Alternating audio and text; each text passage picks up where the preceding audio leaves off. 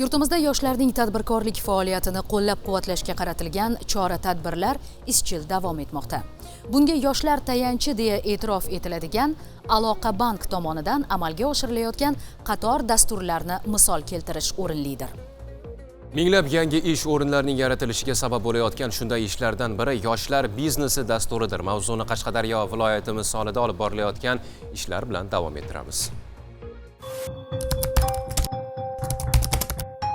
2025-yil 14-fevral. Bu sana yosh tadbirkorlar uchun imkoniyatlarning yangi eshiklarini ochgan kun sifatida muhrlanib qoldi. Gap shundaki, aynan shu kuni O'zbekiston Respublikasi Prezidentining yoshlar tadbirkorligini rivojlantirish va bandligini ta'minlashga doir qo'shimcha chora-tadbirlar to'g'risidagi qarori qabul qilindi. Tarixiy hujjatning ijrosi borasida davlat rahbari tomonidan tayanch yoshlar banki e'tirofini olgan Aloqa bankini esa asosiy rollardan birida deyish mumkin. Yoshlar biznesi dasturi isbot bo'la oladi bunga. 350 mingta yoshni qamrab olishni maqsad qilgan tashabbus doirasida 100 mingta ish o'rni yaratish rejalashtirilgan. Misol sifatida rakursni Qashqadaryoga qaratmoqchimiz. Men Moskva davlat universitetida o'qidim va o'sha yerda 1 yil praktika o'tdim. Qaytib kelganimdan keyin bir o'quv markazida ish taklif qilishdi, rus tili ustozi deb. O'sha yerda darsni berishni boshlaganimdan keyin men o'zimni o'quv markazimni ochishim kerak degan fikr paydo bo'ldi. Va prezidentimiz 62-qarorini tasdiqlagandan keyin Aloqa bank, yoshlar banki deb nomlangandan keyin o'sha imkoniyatlardan foydalanib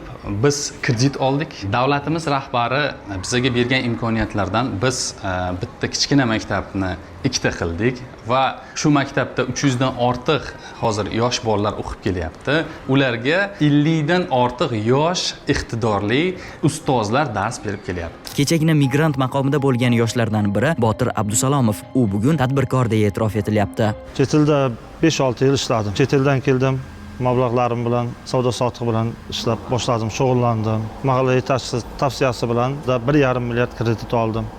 Va shu suv sexini yurityapmiz. 20 kishilik ish o'rni yaratganmiz. Bundan tashqari non va non mahsulotlarini ishlab chiqaryapmiz. Unga ham 10 kishilik ishchi kuchi yaratganmiz. Bir kunda 10 tonnagacha suv ishlab chiqariladi. Hozirgi kunda 30 yoshgacha bo'lgan 30 nafar yoshlar bandligini ta'minlaganman. Qashqadaryolik 19 yoshli qizning hikoyasi esa sizni qiziqtirib qo'yishi aniq. Pul yiqqanman va oila a'zolarim tug'ilgan kun uchun tort sovg'a qilmoqchi bo'lganman. Lekin o'sha qandolatchining uyi meni o'sha uyimdan uzoq bo'lgani uchun, bizda esa borish imkoni bo'lmagani uchun o'sha mablag'ni o'zim sovg'a qilishimga to'g'ri kelgan.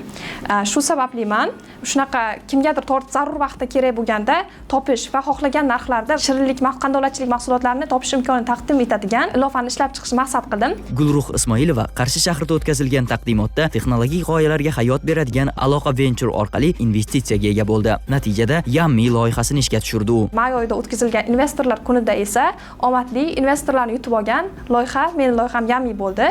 $15 ming investitsiya sarflandi. Yutib olingan investitsiyani esa loyihamizdagi qandolatchilarni topib, kengaytirib, respublikagacha, keyin esa O'rta Osiyo bozorigacha olib chiqishni niyat qilganmiz. Hozirda 10 dan ziyod sexlar va qandolatchilar bilan ishlayapmiz va sotuvlarimiz bor. Ilova ham Play Marketga chiqqan Yammi Uz deb o'zimizning ilovamizga nom berganmiz. Kelajakdagi maqsadi yanada kengaytirib, yil oxirigacha 60 dan ziyod vendorlar va kunlik 200 lab sotuvlarni maqsad qilganmiz. Shu kungacha erishilgan natijalarni hisobga olgan holda aytish mumkinki, bu tashabbus yoshlar uchun imkoniyat, mamlakat uchun esa yangi yutuqlar garovidir. Bu kun Shahzod Abdullayev, Akbarali Xudoyberdiyev, Qashqadaryo.